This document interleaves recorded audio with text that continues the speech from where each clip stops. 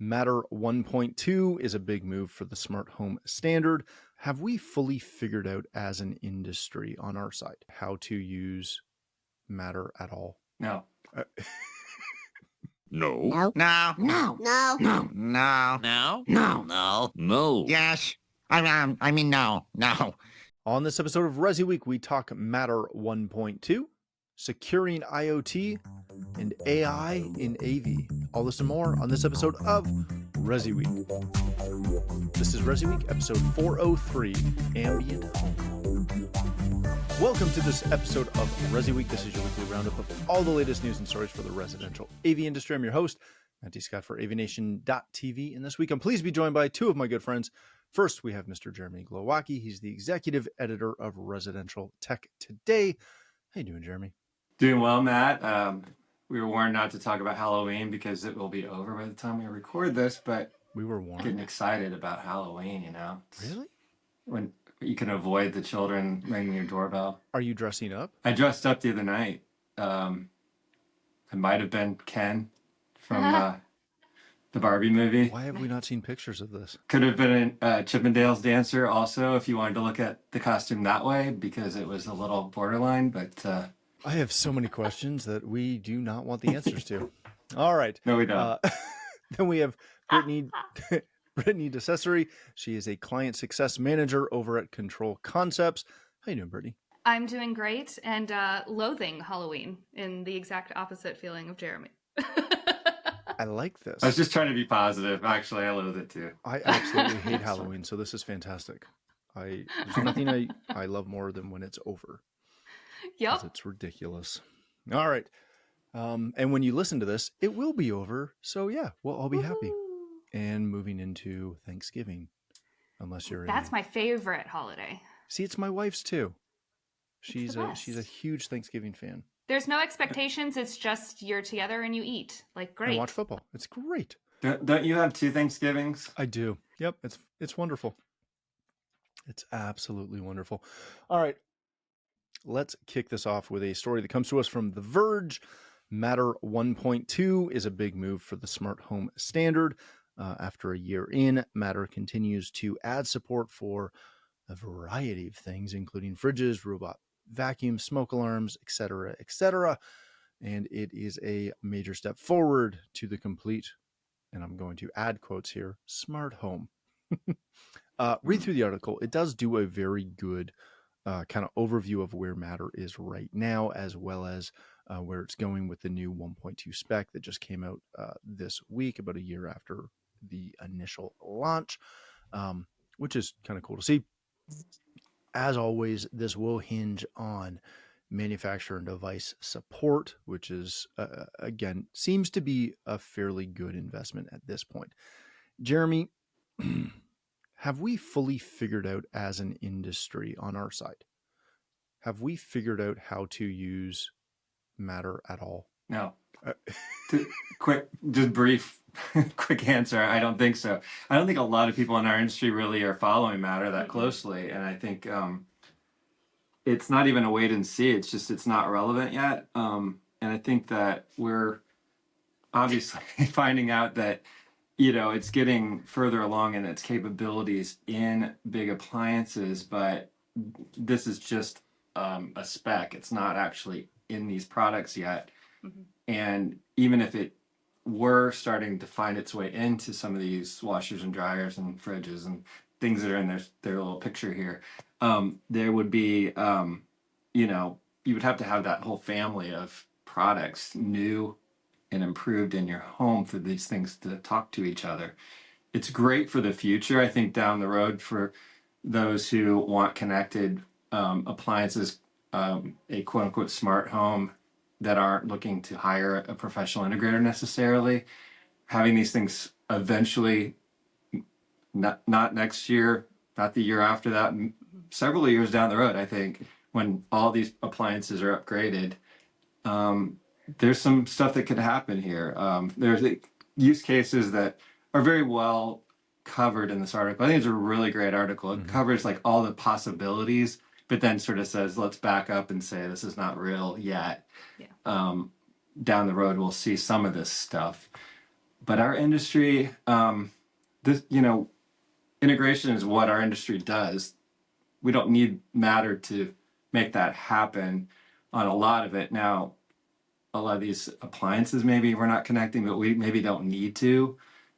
I have a new a new washer that tells me when it's done, or it needs a maintenance update of some sort or a cleaning cycle. And I find that really useful. It's one app, it's one little feature. I don't necessarily need that integrated into a whole smart home scenario. And that's kind of what she's talking about here. You don't want that on every touchpad in your house? No, I don't. Yeah. By the way, Jeremy, your laundry's done. Right. I mean, so many of us, our touchpad is our smartphone, and as long as my phone tells me, the little warning, something is done, needs to be serviced, whatever, that's all I really need. I don't need an alert on everything. Now, if you're talking about security, safety kind of stuff, maybe you would want to see that throughout. But I mean, we can get into what some of these use cases are, and there are some good ones that are sort of safety, life safety kind of, integrations, which could work down the road, turning off ventilation, that sort of thing, or running it differently. So there's possibilities here. I just don't think our industry is really that aware of Matter yet. That's a good point. Brittany, is there an integration push for this yet, or is it still just a connection? Because that's what it seems to be to me. And like one of the things that they hit on is, you'll finally be able to control your robot vacuum in the Apple Home app, which I have and accidentally opened the other day and went, oh yeah, I got 3 out of 47 lights that are connected to my Apple Home app. That's useless. But connected is one thing, integrated is a whole other thing. Is that the divide right now? Well, yeah, I think you're looking at, you might be able to make that initial connection, but if I can only do 2 of the 30 functions that the device does within that, what good is it? And it's something we hear a lot in my company as software developers, is you have to be able to fit within those ecosystems templates. And sometimes you have to get a little creative in what that functionality means for your device versus the control platform. And so with this, it's all well and good that you can connect certain devices, but if I am limited in my abilities within that connection to do things, if I still have to go to that outside app or outside browser to be able to set the map for my vacuum, to be able to do functions 2 through 30, it's not useful to me anymore. And it's something that we get asked a lot is, I want to be able to have my device completely controlled. Great, you have the API for that. Unfortunately, the platform's not necessarily set up to support all of those functions. Here's what we can do. And I think that's what we're seeing here with some of the devices. The rest of them, I think coming down the roads with these updates that are planned, I think you'll start to see a lot more functionality added in. But until you're seeing that robust functionality for the device, I'm not sure that it's an A+ in my book. This stuff just always reminds me of Sonos, which I'm just going to use as an example, where it works so well natively. And then every time it's skinned and thrown into most automation platforms, it's like, yeah, you can trigger a playlist and you can hit a room and maybe join something. And it becomes that whole, yeah, but if I open the Sonos app, I can just control everything. Like, yeah, you can. Right. But, it's great because it's all integrated and it's all on one app. All right, let's leave that one there for a second. Move on to our next story.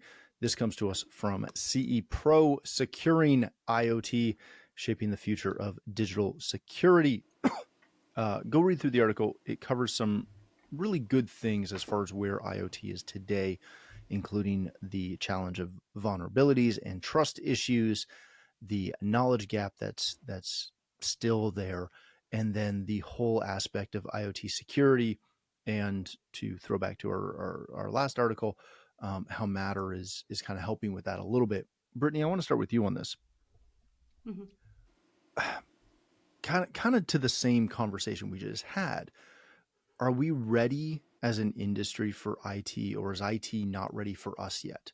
Are we still in this arm's length relationship with IoT devices? I think we are.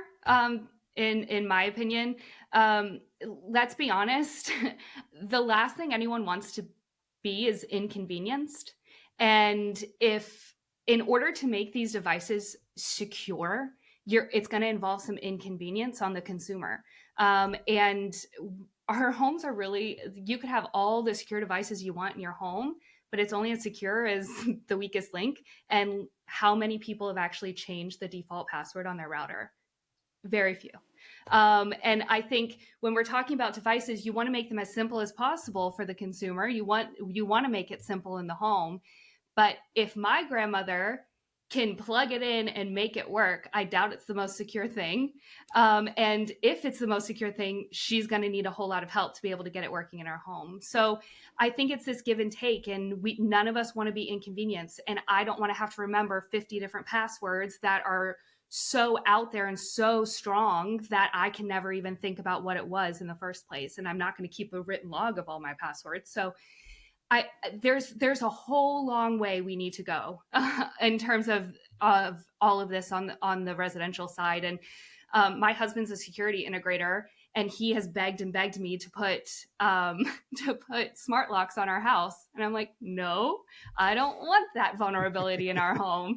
So, it's one of those things where it's like, there are certain things for me where I feel secure in, and I'm okay with the security levels we've set in terms of our internet safety and security. And then there are other concessions I'm not willing to make as a homeowner. And so I think we just have to figure out where that sweet spot is. And I don't think we figured that out yet. But all I know is no one really wants to be inconvenienced. So if you're going to make it difficult, people aren't going to do it.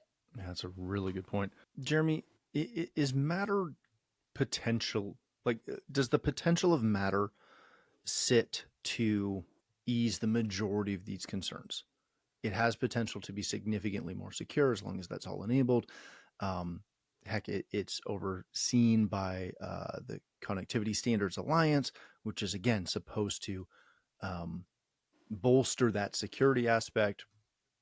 Or is it back to the same thing of, as Brittany said, it can be as secure as you want, and an integrator can put it in and make it secure. And then the homeowner can order, some thing off Amazon or, their local hardware store and just throw your security profile out the window. I would like to hope that the companies that are involved in Matter are taking their time here and making sure that the spec is sound and that there are security features that go above and beyond what we're used to in other IoT products. But I think it's indicative of the kind of delicate nature of it that cameras and security systems still aren't part of the Matter ecosystem yet. Mm-hmm. So clearly they've realized, this is our A1 number one security issue. Literally, it's a security system, but cameras, you can't have those vulnerable. That's the one thing that if that got hacked, you could have some major problems with. So either they're just taking their time with that, or they realize that it's not ready for prime time in general. It's not easy to secure. I don't know what the scenario is there, but it is telling to me that those aren't in there. I agree that the goal here is to make this so simple for the homeowner, because otherwise they're going to hire someone to do it for them. And I loved in that previous article the terminology ambient smart home as the goal. Mm-hmm. I'd never heard that before. And that's where devices can talk to each other to take action on our behalf without us really having to get involved. And so I think for a lot of consumers who do appreciate tech and want to work with it, that's the ultimate goal, is just to have it like a home that anticipates things for you. And this other article, the CE Pro article, he makes the point that the difficulty of a lot of the IoT is that you don't know even where to go to make adjustments to the security features. You don't have that interface that's obvious, that you might have on your phone or, your computer. some devices. I mean, it's not easy, and most people don't have the patience to go through that to make changes. So Right. that's where the vulnerability comes from. But you know, end user homeowners are part of the equation, but you've got big corporations that are now getting, you know, I was at a couple of buying group meetings and I was told sort of privately, that not with a lot of detail, that a couple of manufacturers in our industry have been hacked, and like major outage kind of things. That's all I learned. I didn't get any details. Oh, I have some. So it's a well kept secret. But so, I mean, these are like phishing types of situations, or where it just takes one person looking like an authentic purchase order or something, giving information they shouldn't, and then all of a sudden your system's locked up and you got to pay a ransom. You know, so a lot of it's human element stuff, and not just passwords, but just making, you know, something that looks like an authentic thing, and it comes back to bite you. So anyway, I just think there's a lot that goes into it, and the goal of it being simple is also going to get in the way of it maybe being safe. Yeah, that's a really good point. All right, let's leave that conversation for a moment.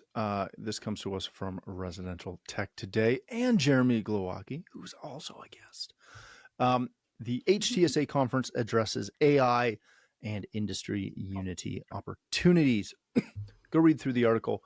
There's a couple of really interesting points in here before we jump into the AI side of it. First, HTSI reported that their member companies, which is just over 100 integration firms, were flat in their purchases last year over year.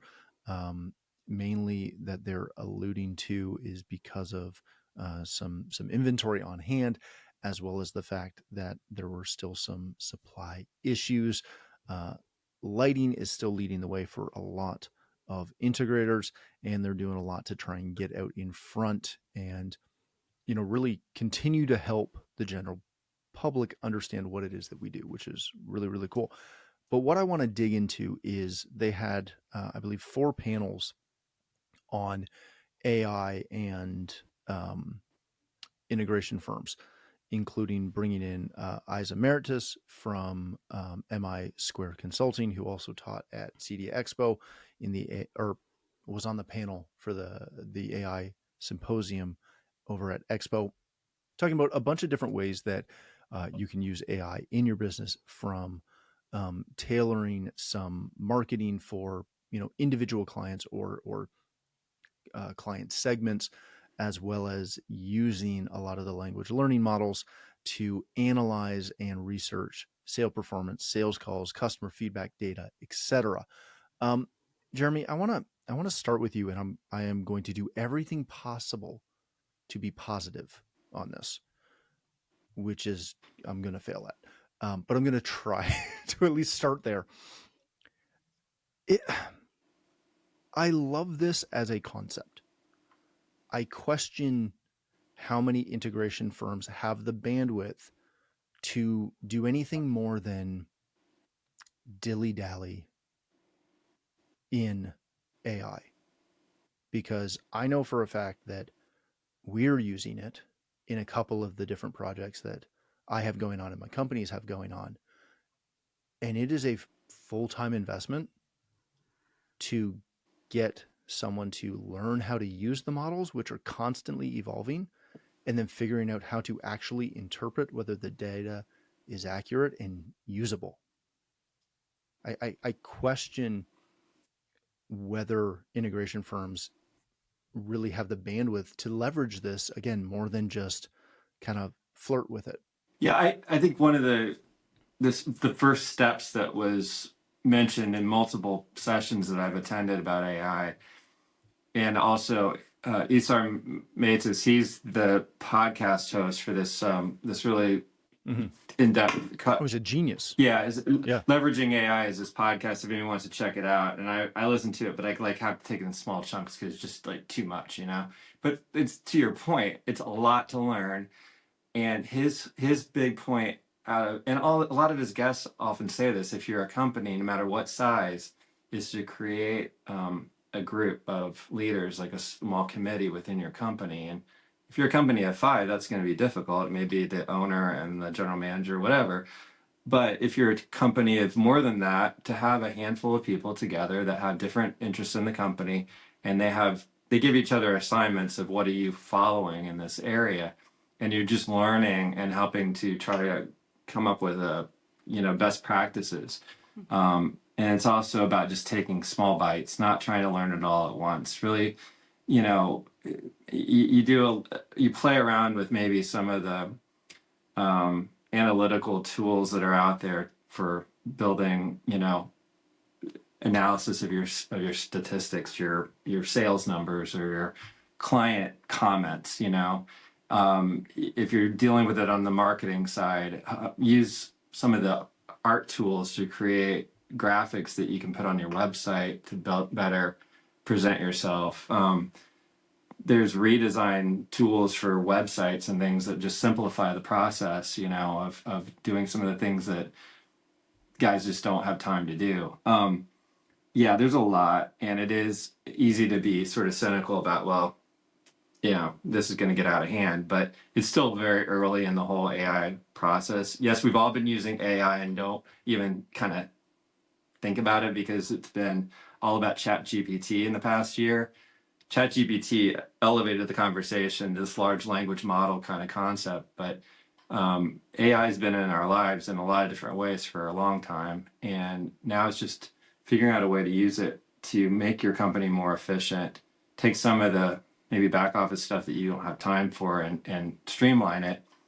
I hear you though. It's easy to sort of say these small companies in the CI industry, as good as they are with tech, don't always know how to use these tools to run a business as they should.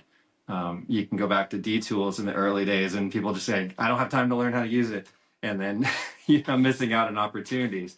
But this is something that's not going to go away and it has to be addressed. So the best thing to do is just to start, to get a ChatGPT account, start using it, start learning things, get these lists of different software opportunities and start playing with things and seeing where they fit into your business. All right, Brittany. I remember, because I've been around longer than I'd like to think about anymore. I remember having essentially the same conversation around social media.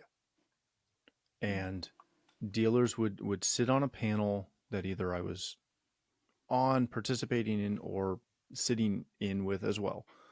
And someone would be up talking about how you can use social media to market your business, to grow your business, blah, blah, blah, blah, blah. And the majority of integrators, the majority of dealers would kind of walk out going, yeah, I don't have time for this. I'm not investing time into this. I don't care. I'm going to hire a kid to do it, blah, blah, blah, blah, blah. I feel that this is kind of the same thing, where if you just kind of play with it, right? You learn on it. You scroll through TikTok learning about AI for an hour one night a week, that you're not going to get anywhere. This is one of those things where one of my companies is using this from the video production side. And as long as we're fully invested in it, it's phenomenal. But if we just try to do it kind of here and there, it's a waste of time. Is that what this approach is going to be? Is this going to have to be an all-in approach? I think so.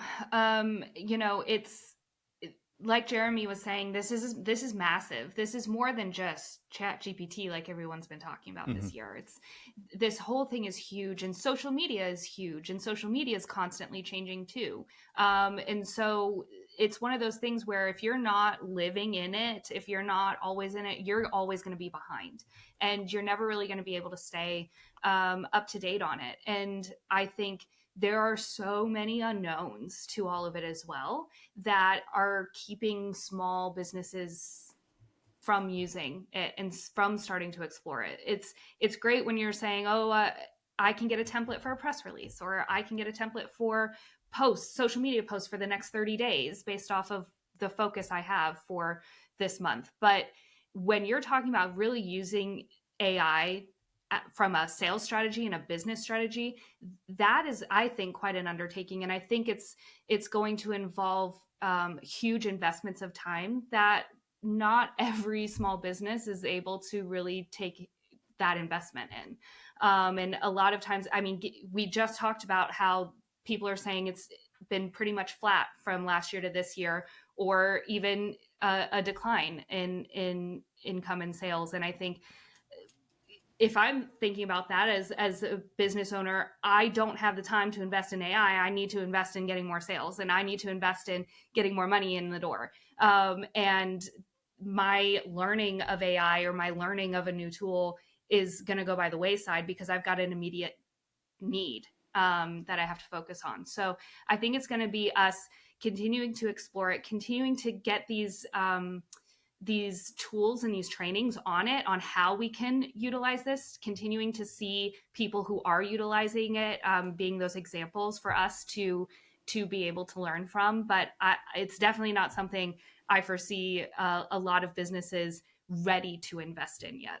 Yeah, it's a very good point.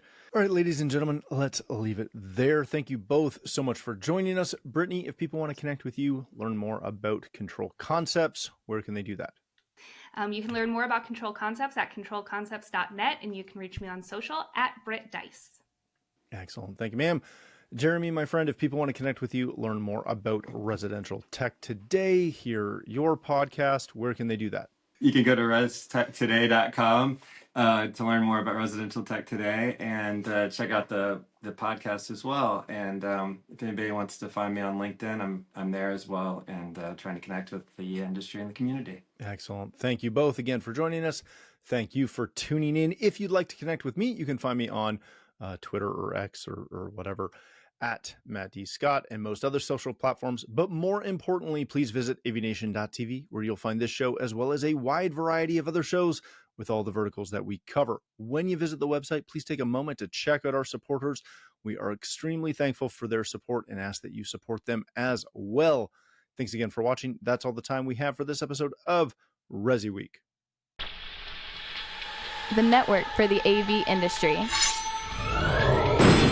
What are you listening to? This is AV. This is AV Nation. This is AV Nation.